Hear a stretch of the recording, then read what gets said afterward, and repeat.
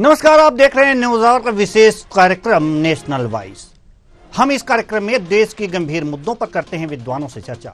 आज national voice में बात करेंगे पीएम नरेंद्र मोदी के ब्रुनेई और सिंगापुर यात्रा की।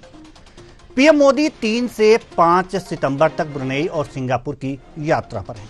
वह द्विपक्षीय वार्ता के लिए ब्रुनेई की यात्रा करने वाले भारत के पहले प्रधानमंत्री भी हैं। पीएम मोदी का ब्रुनेई और सिंगापुर का ये 3 दिवसीय दौरा काफी अहम माना जा रहा है। क्यों है अहम यह दौरा? आज इसी मुद्दे पर करेंगे विद्वानों से चर्चा। तो आइए शुरू करते हैं नेशनल वॉइस।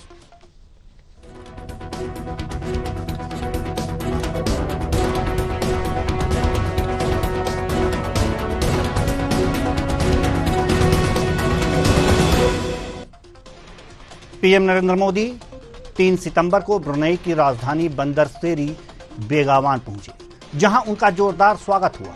आपको बता दें कि पीएम नरेंद्र मोदी की ये यात्रा द्विपक्षीय वार्ता के लिए किसी भारतीय प्रधानमंत्री की पहली यात्रा है। वहीं सिंगापुर में प्रधानमंत्री लॉरेंस वोंग ने पीएम मोदी का जोरदार स्वागत किया। क्या हुआ इस दौरे के दौरान? आइए शुरू करते हैं विदेश में पीएम।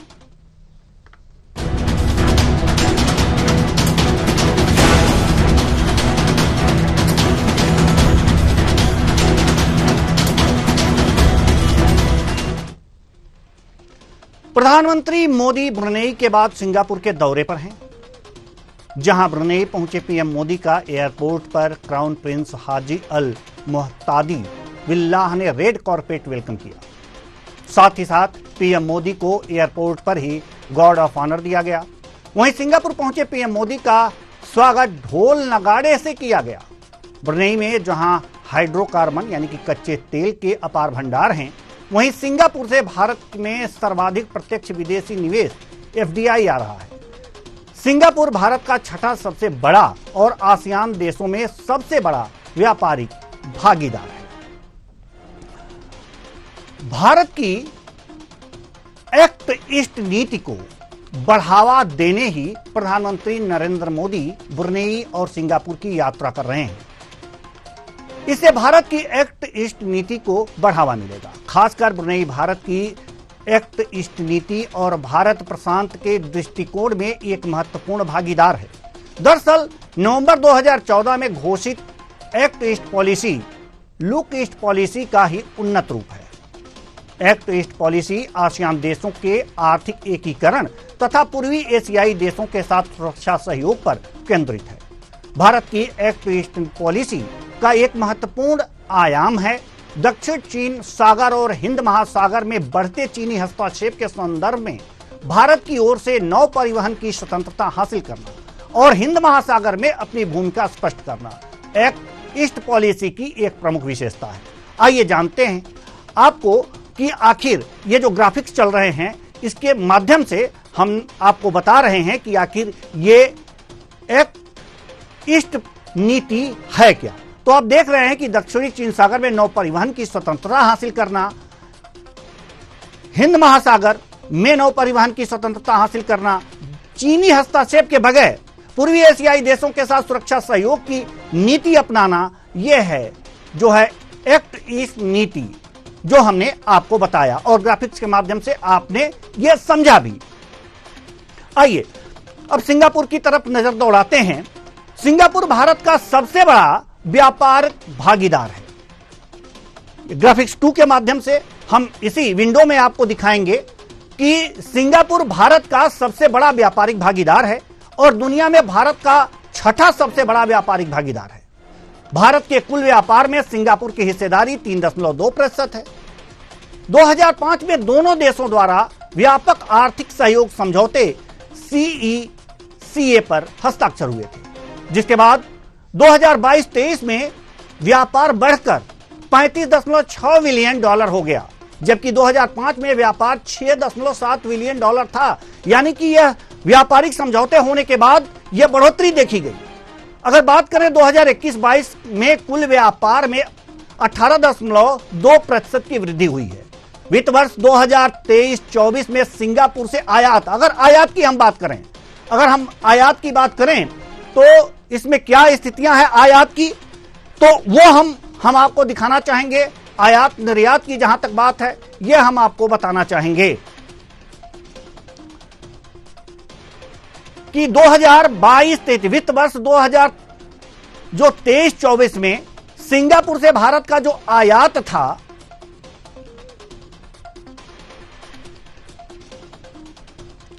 जीएफएक्स आप 2F अगर जो लगाएं तो जरूर आयात निर्यात के बारे में आ जाएगा। तो सिंगापुर में भारत का आयात 21.2 बिलियन डॉलर था और वित्त वर्ष 2022-23 में यह आंकड़ा 23.6 बिलियन डॉलर का था। तो 2023-24 में सिंगापुर को भारत का निर्यात कुल 14.4 बिलियन डॉलर का था।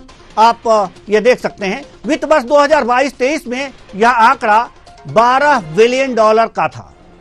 सिंगापुर 11.77 बिलियन डॉलर के साथ भारत में प्रत्यक्ष विदेशी निवेश, ये जो अब आप देख रहे हैं, देख पा रहे हैं सिंगापुर में भारत का जो आयात है वो क्या है 2022-23 में 23.6 बिलियन डॉलर यह दिखा रहा है। और सिंगापुर से भारत का जो आयात हो रहा है 2022-23 में वो 23.6 बिलियन डॉलर। और इसके अगला अगर जो हम दिखाते हैं 23-24 का, तो उसमें आपको हम अगली ग्राफिक्स अगर जो चला सकते हैं तो चलाइए कि 2023-24 में सिंगापुर से भारत का जो आयात था वो 21.2 बिलियन डॉलर। यानी कि ये दोनों चीजें अगर जो हम देखें, ये दोनों एक के बाद एक अगर जो चला सकते हैं तो चलाइए, हमारे दर्शकों को समझने में काफी आसानी होगी कि जो जहां तक 2022-23 का सवाल है, यहां पर 23.6 बिलियन डॉलर यहां आयात किया जाता था और 24 में जो है वो 21.2 बिलियन डॉलर, यानी कि यहां पर घटा है, यानी कि मंगाने की प्रक्रिया घटी है। सिंगापुर से जो व्यापार होता था उसमें मंगाने की प्रक्रिया घटी है। वहीं अब देख लेते हैं कि निर्यात की क्या स्थिति है। तो आगे बढ़ते हैं, निर्यात की स्थिति पर हम नजर दौड़ाते हैं और इन दोनों के बाद वाला जीएफएक्स अगर जो आप चला सकें तो चलाइए, जो निर्यात हो रहा है। जी बिल्कुल, ये आप देख सकते हैं कि 2023-24 में निर्यात 14.4 बिलियन डॉलर का है। और यहीं अगर जो देखें तो प्रत्यक्ष विदेशी निवेश पर आप चले गए, इसके पीछे वाला जीएफएक्स आप चलाइए। 2022-23 में निर्यात 12 बिलियन डॉलर, यानी कि निर्यात बढ़ा है। यानी कि जब निर्यात बढ़ता है और आयात घटता है तो व्यापार जो है वो सरप्लस होता है। तो यहां पर इन 22-23 और 23-24 के आंकड़े बताते हैं कि भारत का व्यापार सिंगापुर से जो हो रहा है वो फायदे में है। अब आगे बढ़ते हैं। एफडीआई में हमने आपको बताया ही कि प्रमुख स्रोत है विदेशी निवेश का, और सिंगापुर में लगभग 9,000 कंपनियां रजिस्टर्ड हैं, जिनमें 6 सार्वजनिक क्षेत्र के उपक्रम और 9 बैंक शामिल हैं। भारतीय उद्योग परिसंघ CII और भारतीय वाणिज्य एवं उद्योग महासंघ फिक्की के भी सिंगापुर में कार्यालय हैं। सिंगापुर की 440 से अधिक कंपनियां भारत में रजिस्टर्ड हैं, जिनमें सिंगापुर विकास बैंक और यूनाइटेड ओवरसीज बैंक शामिल हैं। तो ये विशेषताएं हैं जहां पर हमारे प्रधानमंत्री गए हैं, आज सिंगापुर में हैं। आज उनके दौरे का अंतिम दिन है, 5 सितंबर आज है। आज इसी मुद्दे पर कि ब्रुनेई और सिंगापुर के दौरे पर प्रधानमंत्री हैं, तो भारत को क्या हासिल होने वाला है, इसी मुद्दे पर हम चर्चा करेंगे। और चर्चा के लिए हमारे साथ जो मेहमान जुड़े हुए हैं उनसे आपका परिचय करा दें। जो हमारे साथ मेहमान, जो हमारे साथ विद्वान जुड़े हुए हैं, उनसे आपका परिचय कराते हैं। प्रियंका शुक्ला जी, राजनीतिक विश्लेषक, बहुत बहुत स्वागत है आपका हमारे इस कार्यक्रम में। दिलीप यशवर्धन जी, राजनीतिक विश्लेषक, आपका भी बहुत बहुत स्वागत है हमारे इस कार्यक्रम में। दिनेश सिंह जी, राजनीतिक विश्लेषक, आपका भी बहुत बहुत स्वागत है हमारे इस कार्यक्रम में। और साथ ही साथ प्रफुल्ल बख्शी जी, विदेशी मामलों के जानकार, हमारे साथ जुड़े हुए हैं, आपका भी बहुत बहुत स्वागत है हमारे इस कार्यक्रम में। चर्चा की शुरुआत करते हैं। प्रफुल्ल बख्शी जी, सबसे पहले चर्चा की शुरुआत आपसे करेंगे। सिंगापुर, ब्रुनेई और साथ ही साथ एक्ट ईस्ट नीति के बारे में हम आपसे समझना चाहेंगे कि इन दोनों देशों के दौरे के दौरान इसमें क्या मजबूती देखी गई है इस पॉलिसी में। जी प्रफुल्ल बख्शी जी।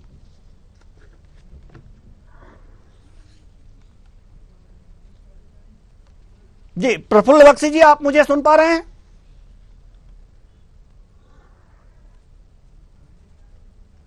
चलिए, प्रफुल्ल बख्शी जी से हमारा संपर्क नहीं हो पा रहा है, हमारी आवाज शायद बख्शी जी तक नहीं पहुंच पा रही है। दिनेश सिंह जी, हम आपके पास आना चाहेंगे।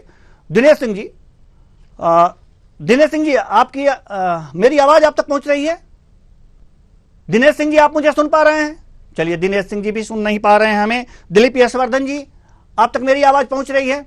चलिए, दिलीप यशवर्धन जी तक भी हमारी आवाज नहीं पहुंच पा रही है, तो हम प्रियंका शुक्ला जी की तरफ रुख करेंगे। प्रियंका शुक्ला जी, आप मुझे सुन पा रही हैं? चलिए, प्रियंका जी जी जी जी प्रियंका शुक्ला जी, चर्चा की शुरुआत आपसे करते हैं। और सबसे पहले हम सवाल वही करेंगे जो प्रफुल्ल बख्शी जी से हमने सवाल किया था कि जो भारत की जो एक्ट ईस्ट पॉलिसी है, इन दोनों देशों के दौरे के दौरान उसे कितनी मजबूती मिली होगी? देखिए, निश्चित तौर पर भारत का जो एक जब से 2014 से नरेंद्र मोदी जी का आगमन हुआ, उन्होंने विदेशी दौरे बहुत करे और विदेशियों को का इन्वेस्टमेंट जो मैं उत्तर प्रदेश में भी देख रही हूँ, जिस तरीके का एक आप कह रहे हैं कि वो जो ये नीति है उसमें इतना 100% लाभ होगा, क्योंकि चाइना के साथ हमारे संबंधों का जो एक स्थितियां आई है, उसके बाद से जो सिंगापुर और ये जितने भी बाहर के विदेशी इन्वेस्टर्स हैं, उनमें बहुत सारी चीजें चेंज हुई हैं, ग्लोबल लेवल पर चेंज हुई हैं। तो मुझे ऐसा लगता है कि प्रधानमंत्री नरेंद्र मोदी जी की जो यात्रा है, उससे निश्चित तौर पर एक सकारात्मक भूमिका का निर्वाह करते हुए ये यात्रा होगी और 100% जो है ये यात्रा जो है 100% भारत और उन संबंधों को ब्रुनेई के हैं चाहे सिंगापुर के संबंधों में एक अलग प्रगाढ़ व्यापारीकरण को संतुष्ट करेगी। ये मैं पूर्ण रूप से मैं कहना चाहती हूँ, क्योंकि सबसे पहला तो देखिए सिंगापुर का देख ले तो हमारा सबसे पहला व्यापारी जो भी है ट्रैवलिंग का सबसे ज्यादा है। भारत से बहुत ज्यादा मलेशिया और सिंगापुर की तरफ लोग जाते हैं ट्रैवलिंग के लिए और छुट्टियां मनाने के लिए। तो ये एक सकारात्मक दृष्टिकोण है कि प्रधानमंत्री का जाना, कि वो हमारा नेतृत्व कर रहे हैं और बहुत सकारात्मक नेतृत्व कर रहे हैं, उनके जाने से जो एक ये व्यापार बढ़ रहा है, जो एक बीच में एक कहीं ना कहीं प्रॉब्लम आ गई थी, उन्होंने मालदीव को लेकर के ये चीजें आई थी, तो वो भी एक क्लियरिटी में आएगा। और बहुत अच्छी बात है ये तो कि अगर संबंध अच्छे बनते हैं, और सिंगापुर भी देखिए, मैं आपको बताऊं, सिंगापुर एक हिंदुत्व प्रमोटर देश रहा है। वहाँ की जो संस्कृति है वो कहीं ना कहीं भारत से बहुत कनेक्ट होती है। तो मुझे ऐसा लगता है कि वो कनेक्टिविटी एक नए आयाम पर, नए प्लेटफॉर्म पर एक और अच्छी साबित होगी, जिस तरीके से नरेंद्र मोदी का अपना कार्यकाल प्रारंभ हुआ है और नई नीतियों के साथ व्यापारी जो आपका भागीदारी है वो 100% बहुत अच्छी साबित होगी। जी प्रियंका शुक्ला जी, सवाल ये है कि जो एक्ट ईस्ट नीति के बारे में हम लोग बात कर रहे हैं, तो प्रधानमंत्री ने जो है 4C की तरफ विशेष ध्यान दिया है, कल्चर, कॉमर्स, कनेक्टिविटी और कैपेसिटी बिल्डिंग। ये जो चार तरह से इन्होंने ध्यान देने की बात कही है, ब्रुनेई के संबंध में इन 4 तरीकों पर जहां जहां ध्यान देना है, आपको क्या लगता है कि किस तरीके से ध्यान दिया गया है इस दौरे के दौरान, कितनी बारीकी से?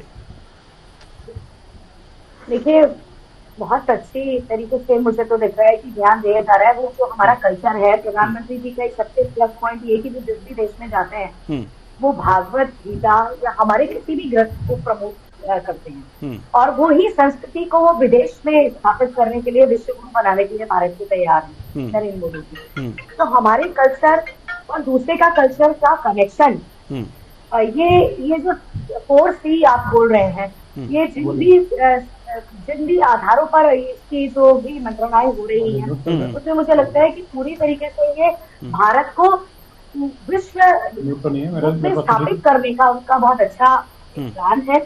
और जिससे भारत का कल्चर, देखिए पहले बहुत सम्मान लगता था, विदेश में लोग जाते थे, विदेश में करते थे, तो बहुत ज्यादा सम्मान विदेश में नहीं मिलता था भारतीयों को। देखिए जब से नरेंद्र मोदी जी का जाना हुआ और उन्होंने विदेश में हमारी संस्कृति और हमारे सही जो सभ्यता है उसको, उसका प्रचार, मैं तो कहूंगी वो सबसे बड़े प्रचारक है भारत के, उन्होंने जो है स्थापित किया, तो भारत के प्रति लोगों का मन बदला। और जो हमारी सभ्यता संस्कृति के प्रति लोगों के अंदर एक सद्भाव आया है और लोगों के अंदर भारत की जो धारणा बदली है, उसको लेकर मुझे लगता है ये बहुत अच्छा प्रयास है और ये सफल होना चाहिए। जी, अच्छा प्रयास है, सफल होना चाहिए। अन्य मेहमानों तक भी हमारी आवाज शायद अब पहुंच रही होगी, तो हम पहले जांच लें। प्रफुल्ल बख्शी जी, आप मुझे सुन पा रहे हैं?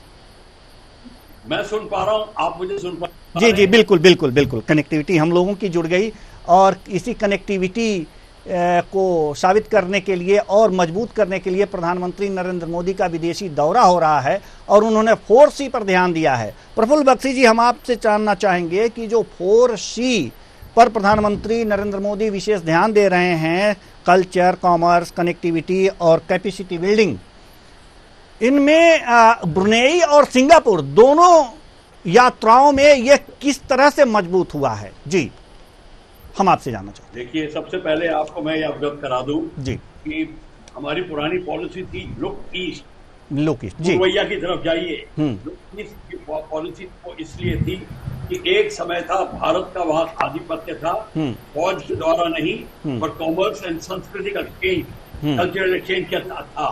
तो अब उसको रिवाइव करने के लिए ये देखा गया है कि हमारा सारा का सारा समस्याओं का समाधान, चाहे कमर्शियल हो, चाहे कम्युनिकेशन हो, सैटेलाइट कम्युनिकेशन हो, एग्रीकल्चर, साइबर, सब प्रॉब्लम का है अगर हम इकट्ठे होकर सिंगापुर की टेक्नोलॉजी के साथ मिलकर और हम आपस में लेन देन करके आपस में प्रोग्रेस करें, और साथ में ब्रुनेई को इंक्लूड किया। पर अब मैं ये बताता हूं, आप चाहे कितना भी प्रोग्रेस कर जाइए, अगर आपको थ्रेट होगी, थ्रेट का मतलब आपके पास एक समस्या होगी, एक पावर होगी जो आपको ये करने नहीं दे रहा, यानी कि चाइना, तो उसको किस तरीके से उसको समाधान किया जाए। तो लुक ईस्ट पॉलिसी में कमर्शियल डेवलपमेंट ही नहीं, कोऑपरेशन कम्युनिकेशन ही नहीं, कल्चरल डेवलपमेंट ही नहीं, पर सिक्योरिटी डेवलपमेंट भी होगा।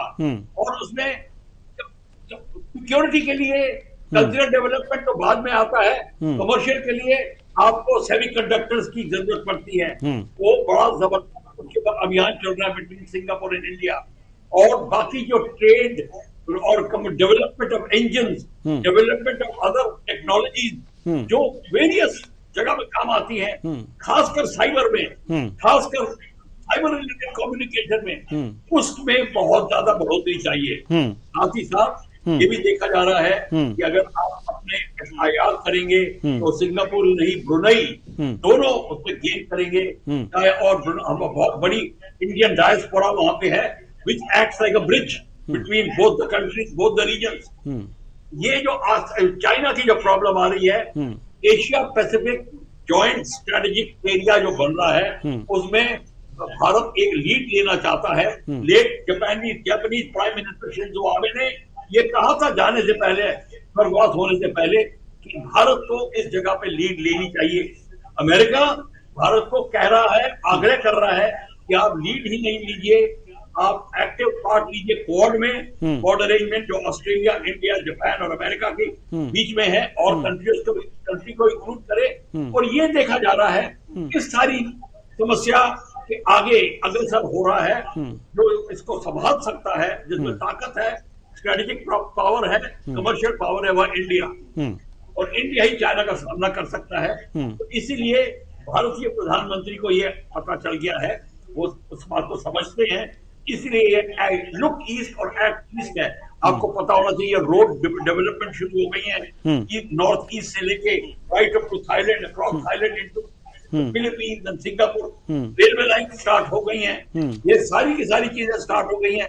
Joint military development program, joint training programs, और वेरियस जो मालाबार एक्सरसाइजेज वगैरह है मिलिट्री, उसमें योगदान देना इन कंट्रीज का, उनको इंक्लूड करना, ये सारी की सारी चीजें इसमें आएंगी, इंक्लूडिंग सैटेलाइट डेवलपमेंट। हमारे सैटेलाइट उनके कम्युनिकेशन सैटेलाइट को लेके लॉन्च करेंगे, ये भी बहुत बड़ी चीज है। इस तरीके से देखे जाएंगे, नॉट ओनली हमारे यूथ इन्वॉल्व होगा, हमारी टेक्नोलॉजी डेवलप होगी, पर जो एक दूसरे के साथ मेंटल समावेश होगा, जो आपस में जो सिंगापुर, इंडिया, ब्रुनेई मिलके साठ-गांठ बनाएंगे, बाकी कंट्रीज इंक्लूड होती जाएंगी। और as it is Asia Pacific thought इन सारी कंट्रीज इंक्लूडेड है, कॉमन सेट है। देखिए चाइना ने ऑलरेडी फिलीपींस के 2 जहाज डुबो ही नहीं दिए, उनके आइलैंड्स को कैप्चर कर लिया है। ब्रुनेई को प्रॉब्लम आ रही है, फिलीपींस को प्रॉब्लम आ रही है, ताइवान को प्रॉब्लम आ रही है, साउथ कोरिया को प्रॉब्लम आ रही है, हर एक को आ रही है, और सब भारत के साथ में समावेश करना चाहते हैं। ये है लुक ईस्ट पॉलिसी जी। और इसीलिए ये जो विजिट है प्राइम मिनिस्टर की सिंगापुर और ब्रुनेई, ये एक मील का पत्थर साबित होगी। अगर आप देखेंगे इसके बाद में आपको ये सोचना भी नहीं पड़ेगा, क्योंकि अब जो एशिया पैसिफिक यूनियन या एशिया पैसिफिक जॉइंट कंट्रीज की बात आ रही है, उसमें भारत का स्थान मुकर्रर है, और वो अब होएगी अगले 4-5 साल में, अब उसको बढ़ते देखेंगे। जी बिल्कुल, और ऐसा होना भी चाहिए। हम रुक करेंगे दिनेश सिंह जी की तरफ, राजनीतिक विश्लेषक हैं आप। प्रफुल्ल जी, इसके बाद हम आपके पास आएंगे, माफ कीजिएगा दिलीप जी, हम आपके पास आएंगे इसके बाद। दिनेश जी, जल्दी से हम एक सवाल का जवाब जानना चाहेंगे कि जैसे कि अभी प्रफुल्ल जी ने कहा कि अमेरिका भी चाहता है कि इधर भारत बढ़कर के नेतृत्व करे, लेकिन अभी स्पुतनिक एक समाचार एजेंसी रसिया की थी, उसमें ये आया है कि अमेरिका मुख्य रूप से भारत को आगे बढ़ने नहीं देना चाहता, उसे अस्थिर करना चाहता है। तो सबसे पहले आप ये क्लियर कीजिए कि ये कैसी नीति है अमेरिका की कि ईस्ट की तरफ बढ़ने में वो कह रहा है कि नहीं आगे आइए, और एक तरफ से भारत को अस्थिर करने की कोशिश भी कर रहा है, लगा हुआ है। तो ये कौन सी नीति है? जी जल्दी से। जी आप सभी को प्रणाम कुशवाहा जी। प्रणाम। आपने जो प्रश्न पूछा, बेहतरीन प्रश्न पूछा है, मैं शायद इसको बीच में कवर करता, आपने कुछ अगर वो बोलता उसके बीच में जी। तो लेकिन देखिए कि एक्ट ईस्ट पॉलिसी जो है, तो उसके तहत ये मान के चले कि जैसे कि 2-3 बातें प्रमुख हैं जो दर्शकों के लिए मैं थोड़ा मतलब कि सरल करके बताना चाहूंगा, क्योंकि बाकी सारी चीजें करीब करीब आपने कवर कर ली है, बाकी मतलब पॉइंट आपने सब बता ही दिए हैं। तो देखिए सबसे पहले कि एक्ट ईस्ट पॉलिसी का सिर्फ और सिर्फ मकसद ये है कि किसी तरीके से जैसे भी हो, चाइना जो है, क्योंकि चाइना हमारे बड़े की मानना पड़ेगा, आंखें बंद करने से फर्क नहीं पड़ता, ट्रेड में चाइना हमारे से काफी आगे जा रहा है, और दूसरा मैन्युफैक्चरिंग जो है उसमें भी काफी आगे है। तो उसको पीछे किए बिना हम लोग विश्व गुरु नहीं बन सकते, ना आगे जा सकते, ना वर्ल्ड लीडर्स बन सकते। उसी को लेते हुए देखिए, और दूसरा देश की अहम इसमें चीज ये है कि जो चाइना के साथ में लगती हुई जिन देशों की सीमा है, उन सब के साथ करीब करीब इनका विवाद है, चाहे वो रशिया ही क्यों ना हो। तो रशिया के साथ जैसे मान के, जैसे ताइवान ने भी जब थोड़ा जैसे वर्चस्व किसी कम होता है, तो मान के चले कि कहीं ना कहीं कोई ना कोई जो है खतरा उठाना और आंखें दिखाना शुरू कर देता है। तो ताइवान जैसे कमजोर देश ने भी एक तरह से मान के चले, जिसको अमेरिका की शय के बिना आगे चलना मुश्किल होता था, तो उसको भी उसने भी आगे दिखाने शुरू कर दिए हैं। थोड़े दिन से मतलब थोड़े दिन पहले जो है वो उसने बोला है कि रशिया जो है उसने कुछ भूमि रखी हुई थी इनकी चाइना की, और उसके बारे में पिछले साल जैसे मेरे ख्याल साल या 1.5 साल पुरानी बातचीत थी, तो उस टाइम चाइना ने उस भूमि को अपने नक्शे में दिखा दिया था। लेकिन बाद में जब मतलब इसको खारिज किया पूरे तरीके से इस तरह से रशिया ने, उसके बाद उन्होंने कोई बातचीत नहीं बताई। जबकि जो छोटे और अन्य जो देश हैं, चाहे ब्रुनेई हो चाहे अन्य हो, तो उनको लेकर के कहीं ना कहीं मतलब चाइना जो है गुर्राता रहता है। तो उसको लेकर के चाइना से का वर्चस्व जो है वो समाप्त करने के लिए और चीजों को ट्रेड में हमारी चीजें बढ़ाने के लिए और उन्हीं चीजों को आगे करने के लिए हम लोग आगे अग्रसर हैं। और देखिए कहीं भी जैसे कोई भी मतलब स्वाभाविक चीजें हैं कि जैसे कोई एक अगर व्यक्ति को आगे बढ़ता है तो दूसरे उसके लिए कोई रास्ता मतलब रेड कार्पेट बिछा के नहीं रखते हैं। तो उसी तरीके से देखिए भारत का वर्चस्व बढ़ता देख करके अमेरिका कहीं ना कहीं जो है उसको पीछे करने की कोशिश करेगा, चाहे दिखाने के लिए हम लोग मतलब जैसे उनके साथ चले ये दिखाए, कुछ भी दिखाए, लेकिन कहने की बात ये सिंपल से रहेगी, कहीं भी जहां पर भी तरक्की की बातचीत आएगी भारत की, तो वहां पर अमेरिका कहीं ना कहीं विरोधियों के साथ में कहीं ना कहीं अंदर खाने, जैसे कि पाकिस्तान को लेकर चले अभी थोड़ा पीछे जरूर पड़ा था भाई, जैसे कहीं ना कहीं जैसे पाकिस्तान को सपोर्ट करता था और हमारे साथ जो ट्रेड पार्टनरशिप भी करता था, तो उसको लेकर देखिए एक अहम चीज बताना चाहूंगा। जैसे दूसरी और अन्य जो चीज है जिसमें कि बहुत ज्यादा तकलीफ वाली स्थिति जो है यूरोपियन देशों के लिए और जैसे चाइना के लिए, वो खड़े थे कि आईमेक जो कॉरिडोर था, जैसे मान चले कि India middle east Europe economic जो कॉरिडोर था, जिसमें कि आने वाले की यूएस भी उसमें शामिल था। और पहले क्या है कि इस तरह के कॉरिडोर जो है ट्रेड और फ्रेट कॉरिडोर जो था वो चाइना ने पहले बनाने का कर रखा था, जिसमें कि बहुत बड़ी उसकी इन्वेस्टमेंट थी। लेकिन आईमेक का जैसे हुआ और उसके बाद में जैसे कि यूएस हो गया, रशियन जैसे कि उनका भी हो गया, यूएस हो गया, और जैसे मान के मिडिल ईस्ट कंपनीज हो गई, और उसके अलावा जो और कंट्रीज जैसे मान के चलेंगे जैसे कि मतलब जैसे कि यूरोपियन यूनियन है, तो इन सब का एक तरह से मीटिंग भी हुई थी, जैसे कि G20 के आसपास में एक मतलब एक सम्मेलन हुआ था दिल्ली के अंदर, तो उसमें सब चीजें डिस्कशन में थे। तो उसको लेकर के भी कहीं ना कहीं जो है अमेरिका को और ये लगा कि भाई ठीक कहीं ना कहीं हमारे से ट्रेड में आगे ना निकले, या हमारे जो ट्रेड पार्टनर्स उनके साथ में इनका अलायंस हो गया, भारत जो है कहीं ना कहीं उसमें ट्रेड में और जैसे कहीं ना कहीं हिस्सेदारी ना करे, उसी को लेकर के कहीं ना कहीं पछाड़ने के लिए और कहीं ना कहीं अनैतिक जो है वो कार्य करने के काम कर रहा है यूएस, और बाकी अदरवाइज जैसे मान के चले हैं। लेकिन अमेरिका के जैसे कि मतलब जैसे कि उसकी चीजें अलग है, लेकिन हम लोग अपनी रणनीति बना करके जैसे जो छोटे छोटे देशों को कैप्चर करने का रीजन सिर्फ एक है कुशवाहा जी, कि जैसे कि हम लोग क्या है कि अब एक तरह से डिफेंस जो सेक्टर में भी काफी प्रॉब्लम भी बन गया है, सेल्फ रिलायंट बन के, और हमारी अपने तरह से डिफेंस इक्विपमेंट जो है वो बनाने की क्षमता जो है वो बढ़ गया। तो छोटे देश है उनको हम लोग क्या है कि सप्लाईज करेंगे, उनके यहाँ जो चीजें सस्ती मिलेगी वो हम लोग उन चीजों को लेंगे और उसको बना करके फिर बाद में एक्सपोर्ट करने का काम करेंगे। तो चलिए देखिए, एक तरह से हम लोग इकोनॉमिक पावर अपना बढ़ाने का काम करेंगे, साथ साथ निर्यात जो है वो बढ़ाने का काम करेंगे, उसके साथ साथ जैसे दिन के साथ में और कारोबार इस तरह का रहेगा तो उनके साथ मैत्रीपूर्ण संबंध भी रहेंगे, जिससे हमारा वर्चस्व जो है सारे देश और विदेश सब जगह पर रहेगा। तो इन्हीं चीजों को लेकर समाज में मैं करना चाहूंगा कि अमेरिका जो है इसी वजह से कहीं ना कहीं ट्रेड की चीजों को लेकर के और कहीं ना कहीं मतलब क्या आशंकित है कि कहीं ना कहीं मतलब अमेरिका की जो ट्रेड चीजें हैं उनको कहीं ना कहीं पीछे ना कर दे, उसी को लेकर के ही कहीं ना कहीं सारी कहानी चलती जी। दिलीप यशवर्धन जी, बड़ी देर बाद हम आपके पास पहुंचे, लेकिन आपने धैर्य से हमारे अन्य मेहमानों को भी सुना।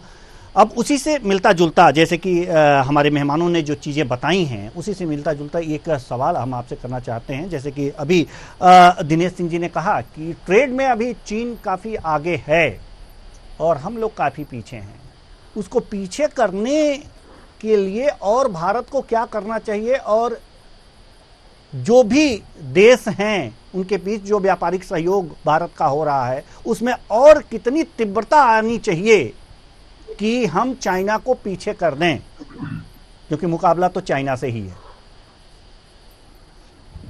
कुशवाहा जी, एक तो आवाज बहुत क्लियर नहीं आ रही है, लेकिन आपका जो सवाल था जो समझ पाया कि आपने ये पूछा कि जो कमर्शियल डेवलपमेंट्स हो रहे हैं भारत में, हम चाइना को कैसे पीछे कर सकते हैं। तो देखिए, चाइना से हमारा कंपटीशन है नो डाउट, और चाइना हमसे बहुत ज्यादा डेवलप्ड है बिजनेस के मामले में, टेक्नोलॉजी के मामले में, एक्सपर्टीज के मामले में, हर मामले में सबसे ज्यादा है। और उसको कॉम्पीट करने के लिए जाहिर सी बात है कि सरकार के स्तर पर हर तरह की पॉलिसीज का इम्प्लीमेंटेशन, पॉलिसी बनाना नहीं, पॉलिसी बनने से कहीं ज्यादा होता है कि पॉलिसी का इफेक्टिव इम्प्लीमेंटेशन हो जाए और उस इफेक्टिव इम्प्लीमेंटेशन से उस चीज से जुड़े हुए हर व्यक्ति को फायदा पहुंचे, मतलब कि उस लेबर से लेकर के उस इंडस्ट्रियलिस्ट तक फायदा पहुंचे जो उसको डिजर्विंग है, और साथ ही साथ सरकार को रेवेन्यू मिले, तो हम इंडस्ट्रियल डेवलपमेंट कर पाएंगे, हमारी इकोनॉमी मजबूत होगी। और उसी को आगे बढ़ाने के लिए जो ये हमारे प्रधानमंत्री जी का दौरा है सिंगापुर अमरोही का, ये उसी का एक स्टेप आगे है। देखिए, अब आने वाला समय टेक्नोलॉजी का, इंफॉर्मेशन टेक्नोलॉजी में सेमीकंडक्टर्स का बहुत बड़ा रोल है, और जो सिंगापुर है वो सेमीकंडक्टर का बहुत बड़ा हब है, लेकिन उसके पास एक्सपर्टीज तो है, लेकिन लैंड की कमी है और लेबर की कमी है। इंडिया के पास लैंड भी बहुत है और लेबर भी बहुत है। तो इस गैप को पूरा करने के लिए, यानी कि अगर ये दोनों कंट्रीज हो जाती है अलॉन्ग विद अदर थिंग्स, ऐसा नहीं कि सिर्फ एक ही सेमीकंडक्टर को लेकर के ही ये दौरा है, लेकिन सेमीकंडक्टर जहां तक मेरी जानकारी है मेन फोकस है, क्योंकि सेमीकंडक्टर का स्कोप अभी आने वाले समय में बहुत ज्यादा है और उस पर अपॉर्चुनिटीज भारत के लिए बहुत ज्यादा है। और अगर भारत के साथ सिंगापुर हाथ मिला जाए तो नेचुरली सिंगापुर की जो एक्सपर्टीज है, जो फील्ड है सेमीकंडक्टर को लेकर के, वो और ज्यादा बूस्ट करेगी। और जब बिजनेस बूस्ट करेगा, बायलैटरल ट्रीटीज बूस्ट करेंगी, डबल अवॉइडेंस टैक्स एग्रीमेंट चलेंगे, तो दोनों कंट्रीज को फायदा होगा और दोनों ही कंट्रीज का इकोनॉमिक डेवलपमेंट होगा। और इसी तरीके से हम बाकी जो हमारी कंट्रीज हैं, जो हमारी फ्रेंडली कंट्रीज हैं, उनके साथ अगर हम बिजनेस को बढ़ावा देते हैं तो हम चाइना को कॉम्पीट कर पाएंगे। लेकिन उसके लिए ये भी जरूरी है कि हम इंटरनेशनल ट्रेड के साथ साथ जो इंटरनल ट्रेड है उस पर भी ध्यान दें। जो हमारी इंटरनल पॉलिसीज हैं, जो हमारे यहाँ जीएसटी को लेकर के जो कॉम्प्लिकेशंस हैं, टैक्स पॉलिसीज को लेकर के जो कॉम्प्लिकेशंस है, लेबर लॉस को लेकर के जो कॉम्प्लिकेशंस हैं उन सब में भी थोड़ा ईज होना चाहिए सरकार की तरफ से। ये सारी चीजें होनी चाहिए। हम अब रुख करेंगे प्रियंका शुक्ला की तरफ। प्रियंका शुक्ला जी, हम आपके पास आना चाहेंगे। जैसा कि एक सवाल ये भी उठ रहा है कि जो हिंद प्रशांत क्षेत्र है, दक्षिण चीन सागर में नौ परिवहन में भी हस्तक्षेप चीन करता है और हिंद महासागर में भी नौ परिवहन में जो है हस्तक्षेप करता है चीन। स्वतंत्रता नहीं मिल पाती है और इससे काफ़ी लोग तंग हैं, कई देश तंग हैं। इस जो यह यात्रा जो है इसमें चीन का हस्तक्षेप न बढ़े, ये इस दृष्टि से और कितना महत्वपूर्ण है? जी, पिछले जब से कोरोना, आवाज आ रही है मेरी? जी जी बिल्कुल बिल्कुल जी। जब से कोरोना काल हुआ उसके बाद से चीन को लेकर पूरे भारत में ही, मतलब भारत ही सॉरी पूरे विश्व में एक अलग चीन के खिलाफ एक आवाज उठी और विश्व पटल पर चीन के विरोध में व्यापारीकरण को लेकर, व्यापार हो चाहे किसी भी क्षेत्र, तो वो एक नेगेटिव ऑरे में गया और वहां पर रोक लगाई गई। भारत में भी कई सारे चीन के जो व्यापारीकरण हो रहा था, जो भी आयात और निर्यात हो रहा था, उस पर एक बैन लगाया गया और उसके बाद चीन की कमर तोड़ने का प्रयास किया गया। क्योंकि देखिए, चाइना का एक बहुत वर्ल्ड वाइड उसका उद्देश्य सिर्फ अपना ही प्रभुत्व साबित करके और अपने आप को लीड रोल में लाना विश्व स्तर तक, ये सबको पता है। अमेरिका का सपोर्ट जो था वो पिछले जब कोरोना काल के बाद से वो एक साइडलाइन हुआ, उसके बाद से चीन का थोड़ा डाउन आना और फिर भारत का एक व्यापारीकरण में पीछे हट करके अपनी भागीदारी ना वो करना, तो कहीं ना कहीं वो चीन को की प्रोग्रेस के ऊपर प्रश्न चिन्ह तो उठाता है। लेकिन आज जिस तरीके की स्थिति आप जो बता रहे हैं, मुझे लगता है कि जिस तरीके से चीन का आधिपत्य चीजों पर है, इसी तौर पर इसको बहुत गंभीर विषय पर ग्लोबल स्तर पे लेना चाहिए और लिया जाएगा। और भागीदारी की जहां तक आप बात कर रहे हैं, वो भागीदारी धीरे धीरे करके, क्योंकि उसने क्या किया है ना, पूरा हर देश में एक अलग व्यापार को अपनी इस तरीके से कि चप्पल भी हम पहन रहे थे तो चाइना की पहन रहे थे, हम कोई भी चीज कर रहे थे तो वो चाइना से ही कनेक्टेड हो रही थी। तो जो व्यापारी इतना ज्यादा वो हावी पूरे विश्व पर है कि उसको धीरे से ही साइडलाइन करने में दिक्कतें तो आएंगी। लेकिन इसके ये यात्रा, मुझे लगता है नरेंद्र मोदी जी की जो ये यात्रा है और बाकी देशों की जो भी सिंगापुर और की ये जो बातचीत है, इसमें मुझे लगता है कि कोई ना कोई समाधान जरूर ढूंढा जाएगा जिससे चीन को साइडलाइन करते हुए ये निर्णय लिए जाएंगे। जी बिल्कुल, और ये होना भी चाहिए, क्योंकि अगर जो इसे चीन से टक्कर लेनी है तो इस तरह से होना चाहिए। प्रफुल्ल जी, हम आपके पास आना चाहेंगे। प्रफुल्ल जी जी प्रफुल्ल बख्शी जी, हम आपके पास आना चाहेंगे। विदेशी मामलों के जानकार हैं आप।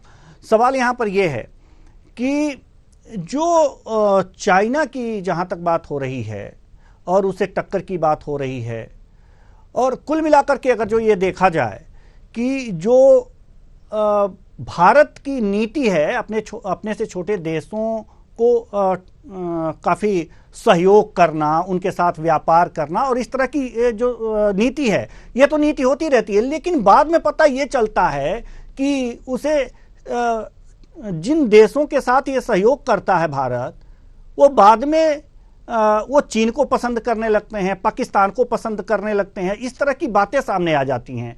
तो ये कहीं विदेश नीति का फेल्योर है या और कुछ है, क्या है? देखिए, ऐसा है जी, सबसे बड़ी बात है, कभी अपने को धोखा मत दीजिए।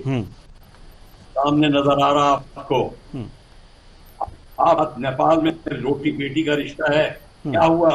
वो मतलब क्या थी? नेपाल काला पानी में क्या हो रहा है? चाइना आके बैठ गया है, आपके गुरखा चाइना में जा रहे हैं अब, ये क्यों हो रहा है? भूटान ने आपको डिक्लेयर कर दिया था थ्रेट, आपका बांग्लादेश बन नहीं सके, श्रीलंका बन नहीं सके, तो सकती है। ये कोई भार वाले का करिए, ये बहानेबाजी चाहिए अब, और हमें कि हम काम के बंदों को काम पे नहीं लगा सकते। हमारी जो सिलेक्शन सिस्टम है भारत की, जो जगह में रखने की, वो उससे नहीं हो सकती। मैं अगर MA इन संस्कृत हूँ और गोल्ड मेडल ले लिया है, IAS में टॉप आ गया हूँ, इसका मतलब ये थोड़ी मैं हर जगह घुस जाऊंगा। ये प्रॉब्लम है हमारी, तुम्हें समझ नहीं है। डिफेंस में देखो उसकी समझ नहीं, फॉरेन रिलेशन उसकी समझ नहीं। अब हमारा फॉरेन रिलेशन, अब हमारे काम के मिनिस्टर आए हैं, कितने टाइम के बाद ये फर्क पड़ता है। अब वो ठीक धीरे धीरे सुधार रहे हैं। जो प्रेजेंट एक्सटर्नल अफेयर्स मिनिस्टर है, अब उन्होंने लगाम हाथ में ले ली है। वो from the root grass root level है। आपको हर एक जगह ग्रास रूट लेवल का वर्कर चाहिए, तब होता है। आप फौज में किसी कपड़े वाले को नहीं बैठा सकते और सोचो कि काम चल जाएगा। ये बात एक तो बेसिक प्रॉब्लम है। दूसरी, हमारी पॉलिसीज नहीं थी, हमने डॉक्ट्रिन सिक्योरिटी लिखी नहीं, इंटरनल सिक्योरिटी डॉक्ट्रिन नहीं लिखी। ये सारी जिसका बाहर वाला फायदा उठा रहे हैं। कश्मीरी पंडितों का क्या हुआ? एक भी FIR नहीं आपके पास, अभी आपको पता भी नहीं क्या हुआ। सब एक दूसरे को उंगली उठाते हैं और हम बड़े ग्रेट देश हैं, ये सब बोल रहे थे। वो तो ठीक है, हम भी मानते हैं, पर ये क्यों हो रहा है? 8 लाख लोग निकल के आ गए, एक क्यों तक नहीं हुई। पर अगर बांग्लादेश में कुछ होता है तो हम जोर जोर से बोलते हैं। ये जो है हमारी इंटरनल प्रॉब्लम है। सबसे पहले इसको सॉल्व करिए और अपने क्रिटिसिज्म को देख के झुकने की कोशिश मत करिए। कहीं ना कहीं गलती हमारी भी है। मैं मानता हूँ कि बाहर वालों की गलती है, पर वो इतने चतुर है। चाइना इतना चतुर क्यों है? चाइना, उसको कहते हैं अरे ये चाइना क्या है, आप उनके प्राइम मिनिस्टर को गाली नहीं दे सकते, कुछ नहीं कर सकते। हमारी चाइना के बारे में ये उदाहरण है, और हम तो 25 साल आगे हर एक फील्ड में। क्यों आगे है? क्यों चाइना बॉर्डर में इतना तगड़ा क्यों है हमसे? उसके टैंक्स और सब रेलगाड़ी में आते हैं बॉर्डर पे, हमारा बंदा खच्चरों में बैठ के 18 दिन जाता है। क्यों? अब ठीक होना शुरू हुआ है पिछले 6-7 साल में। ये 70 साल क्यों निकाले आपने ऐसे? कौन इसका जवाब देगा? ये सारी की सारी हमारी प्रॉब्लम है। अगर इसको आप ठीक नहीं करेंगे देवेंद्र जी, आप ऐसे ही रोते रहेंगे और कभी चाइना को गाली देंगे, कभी उसको गाली देंगे, कभी भारत को गाली देंगे। हर एक फायदा उठाना चाइना की नीति क्या कहती है। अगर मैं चाइना होता तो कब तक कर दिया होता। मैं पाकिस्तान हूं तो यही करूंगा। अरे आपको करना चाहिए। आप क्या गिड़गिड़ाए, रुकने की बजाय वो होना चाहिए हमारी नीति जी। हम कहते हैं नहीं हम शांति प्रिय देश हैं, तो वो महात्मा गांधी हर एक का नाम लेने का शुरू कर देते हैं, हरिओम करना शुरू कर देते हैं। चलिए ठीक है, बहुत अच्छी बात आपने कही कि कहीं ना कहीं अपने में ही कुछ खामी है। जी सही बात आपने कही, कहीं ना कहीं अपने में ही कुछ खामी है। हम दिनेश सिंह जी आपके पास आना चाहेंगे। कहीं ना कहीं अपने में खामी है जो इस तरह के फायदा जो है चाइना, अमेरिका और पाकिस्तान जैसे देश उठाते रहते हैं। हमारे सहृदयता का जो ये कह सकते हैं कि अनुचित लाभ ये लोग उठा ले जाते हैं। कुछ ऐसा इंटरनल पॉलिसी बनानी चाहिए ऐसी कि वास्तव में, जैसा कि अभी प्रफुल्ल बख्शी जी ने कहा कि अन्य देशों को आकर के गिड़गिड़ाएं। क्या ऐसा नहीं हो सकता? और ऐसा नहीं हो सकता, क्यों नहीं हो सकता? जी दिनेश जी। कुशवाहा जी, पहले देखिए जो भी हुआ वो अलग बात थी, लेकिन अभी के साथ जो अभी पॉलिसी चल रही है कुशवाहा जी, वो तो उसका सिंपल मतलब शब्द अर्थ है कि सबसे आगे होगा हिंदुस्तानी। क्योंकि देखिए जो भी जैसे कि पॉलिसीज बन रही है अपने तरीके, चाहे वो फ्रेट कॉरिडोर जैसे मैंने बताया, G20 जैसे किया, G20 कई मायनों में जो मतलब जैसे एक तरह से कुछ जो मतलब जैसे जो मकसद था उसका मकसद यह था कि पूरे देश में एक वर्ल्ड ऑर्डर स्थापित करना। क्योंकि जैसे पहले बोलते थे कि अमेरिका, रशिया, अमेरिका, चाइना, ये चीजें होते थे। लेकिन G20 के बाद में उस वर्ल्ड ऑर्डर के अंदर अमेरिका के साथ में मतलब इंडिया जो है उसका नाम भी आना शुरू हो गया। क्यों आना शुरू हो गया? कि जैसे मान के चले कि जो अफ्रीकन यूनियन था उनको जो शामिल किया गया, उनको शामिल करवाने का काम ना नरेंद्र मोदी हो गया, भारत हो गया, तो इन्हीं का हाथ पूरे तक था। उसको करने मान के चले कि ये मतलब पिछाड़ने का काम इस तरह, क्योंकि देखिए जैसे कोई भी चीज अगर है तो अगर कहीं स्थापित करना है तो सिर्फ बोलने से या शोर मचाने से चीजें नहीं होती। पूरे तरीके से मतलब कहते हैं कि मतलब राजनीति, कूटनीति और रणनीति, इन तीनों का मिक्सचर जो है वो करके चलना पड़ता है। तो राजनीति ये की हमने कि भाई अपने तरीके से जो हमने जो छोटे देश है उनको हमने सबसे पहले कैप्चर किया। अफ्रीकन यूनियन को साथ में लेने का मतलब ये था कि वहां पर जितने देश में हैं और उनके जो नेचुरल रिसोर्सेज हैं वो हमारे कंट्रोल में रहेंगे, और वहां पर ये मान के चले हैं कि बहुत भारी इन्वेस्टमेंट जो है चाइना का है कुशवाहा जी, और उससे इनको बहुत बड़ा झटका लगा, बहुत झटका लगा। जैसे ये मान के चले हैं उसके बाद आपने देखा G20 के बाद में जो कहीं ना कहीं जो इसका रुख जो है चाइना का, वो कहीं ना कहीं मतलब कि इस तरीके से है कि भाई कहीं ना कहीं मतलब जैसे क्या कहते हैं कि मतलब अपनी जैसे कि दुश्मनी निकालने के चक्कर में और कहीं ना कहीं कोई ना कोई विरोधाभास बयान देना हो गया या अन्य किसी कंट्री के साथ में मिलकर के हमारे खिलाफ कोई कूटनीतिक जैसे कि षड्यंत्र रचने काम हो गया, इस तरह की चीजें दुनिया भर की चलती नहीं रही। लेकिन कई जगह कई मतलब जैसे कि मतलब मैं पैरामीटर्स बताऊं या अलग अलग सेक्टर से बताऊं, जैसे बांग्लादेश है तो बांग्लादेश की मान के चले कि कमजोर देख करके हर कोई दूसरा देश होता है वो ऊपर उसके ऊपर हावी को उन्होंने कोशिश करता है। तो जैसे मान के चले कि प्रोडक्शन में मैन्युफैक्चरिंग में चाइना बहुत आगे है फिलहाल अभी, लेकिन पीछे नहीं होगा ऐसा नहीं है सर। अभी जैसे कि मैंने बताया कि सबसे आगे होगा हिंदुस्तानी, उसका रीजन सिर्फ ये है कि जैसे मान के चले हैं कि जिस तरीके से वहां पर जो अपनी जो इस टाइम पे जो उनकी रणनीति चल रही है, जिस टाइम जो स्ट्रेटेजी है चाइना की, वो सबको एक्सेप्टेबल नहीं है और सब लोग उसको लेकर के मानना नहीं चाहते। उसकी वजह से देखिए एप्पल जो है, एप्पल की मैन्युफैक्चरिंग, एप्पल जो फोन है उसकी मैन्युफैक्चरिंग हमारे यहाँ पर होगी, सेमीकंडक्टर्स की मैन्युफैक्चरिंग हमारे यहाँ पर होने वाली है। उसके अलावा जैसे मान के चले कि जैसे बांग्लादेश जो है तो बांग्लादेश कहीं ना कहीं जो कंपटीशन दे रहा था अच्छा खासा चाइना को, किसी में दे रहा था कि मतलब वो एक तरह से मान के चले हैं कि कपड़ों के व्यापार में, कपड़ों के निर्यात में बहुत बड़ा एक तरह से कंपटीटर बन के उभर रहा था। तो उसको पिछाड़ने के लिए अपने तरीके से डिस्टेबलाइज करने का काम जो किया, तो काफी हद तक मतलब चाइना ने पाकिस्तान के साथ मिलकर के डिस्टेबलाइज किया और हालत हमारे सामने सब चीजें हैं। लेकिन किसी का छुट्टा, किसी की दौलत बोले या नफा, किसी का नुकसान बोले, तो उस तरीके से मान के चलें कि जो बांग्लादेश का नुकसान हुआ तो वहां से ये लगा कि जो कारोबार है टूट करके शायद हो सकता है कि चाइना की तरफ जाए। लेकिन वहां से चाइना जाने की बजाय वहां के जो एक्सपोर्टर्स थे जो मतलब यूरोपियन साइड के या गल्फ की तरफ के, तो वो कपड़ों का मतलब जो वहां से जो आयात करने वाले थे उनके ज्यादातर जो ऑर्डर्स हैं वो हमारी तरफ मिले। मीट का बहुत बड़ा एक्सपोर्टर था वहां से, मतलब मान के चले कि बांग्लादेश, वो ऑर्डर्स हमारी तरफ आए। और अन्य चीजों जैसे कि छोटी छोटी बहुत सारी चीजें होती हैं, हैंडलूम की चीजें कुछ होती हैं, बैम्बू की चीजें होती हैं, उनका आकर के हमारी तरफ ऑर्डर आया था। तो इन्हीं चीजों को देख के लगी सभी चीजों का समावेश करके चलना पड़ता है। और चाइना जो है धीरे धीरे पिछड़ता जा रहा है, उसको स्वयं अपनी तरह अच्छे तरीके से पता है। और उसके देखिए एक ही रणनीति होती है कि छोटे देशों में और बड़ा कर्जा जो है उनको दो और दे करके बाद में इतना बड़ा उनपे एक तरह से बोझ लाद करके और पूरा कब्जा करने का काम करो। वो रणनीति इनकी फेल हो चुकी है। जो छोटे देश है वो भी इस चीज को समझ चुके हैं। जैसे मान के मैं एक छोटा एग्जाम्पल देता हूँ, पास में जैसे श्रीलंका, तो श्रीलंका पहले पूरी तरीके से चाइना काबिज हो चुका था और उसके नजदीक एक बड़ा युद्ध पोत जो था, स्पाई जो शिप था अपना, वो स्टेशन कर दिया था, जिसको लेकर के भारत ने और कूटनीति बोले, रणनीति बोले, डिप्लोमेसी बोले, सब चीज का समावेश करके इस्तेमाल करके उस शिप को जो है पूरी तरह हटाया और वहां की जो सत्ता पलटने में पूरे तरीके से भागीदारी, हिस्सेदारी और पूरी तरीके से समझदारी से काम करके वहां की सत्ता पलटने में जो है श्रीलंका की, उसमें मतलब हिस्सेदारी निभाई भारत ने। और आज जो है वो एक तरह से हमारा अलायंस पार्टनर बन चुका है और चाइना को कहीं पसंद करने का काम वहां पर लोग नहीं करते श्रीलंका के। तो इसे देखिए धीरे धीरे करते करते ये मतलब मुझे लगता है कि विश्व गुरु बढ़ने की जो श्रृंखला है उसमें काफी आगे भारत बढ़ रहा है। और अपने तरीके जो IMEC कॉरिडोर का मैंने बताया कि फ्रेट कॉरिडोर जो है बहुत अहम होता है। जो कनेक्टिविटी अगर नहीं होगी तो सामान हम लोग जो बनाएंगे बेचेंगे कहाँ पे, और अगर कहीं दूर से मंगाना है तो आएगा कैसे। तो उसी तरीके से सब जगह से जो वर्चस्व जो है वो खत्म करने का काम जो है चाइना किया जा रहा है और अपने आप की इकोनॉमिक पावर हम लोग साथ साथ बढ़ा रहे हैं, अपने आप को नुकसान पहुंचाए बिना। तो उसी चीज की तकलीफ सारे विश्व को है। तो कहीं ना कहीं लेकिन उस चीज से देखकर पिछाड़ नहीं सकते विश्व पे। हमारी रणनीति मजबूत है और हमारी जो राजनीति वो मजबूत है और कूटनीति मजबूत है। जी बिल्कुल बिल्कुल। अब धीरे धीरे हम एक तरह से विश्व गुरु की तरफ बढ़ रहे हैं और आगे बढ़ते भी रहेंगे। बहुत बहुत धन्यवाद सभी मेहमानों का, आप आए और अपने अपने विचार साझा किए। तो कुल मिलाकर के देखा जा सकता है कि विदेश जाना प्रधानमंत्री का एक तरह से यह है कि उस देश के साथ जो संबंध हैं उसमें और नजदीकियां लाना।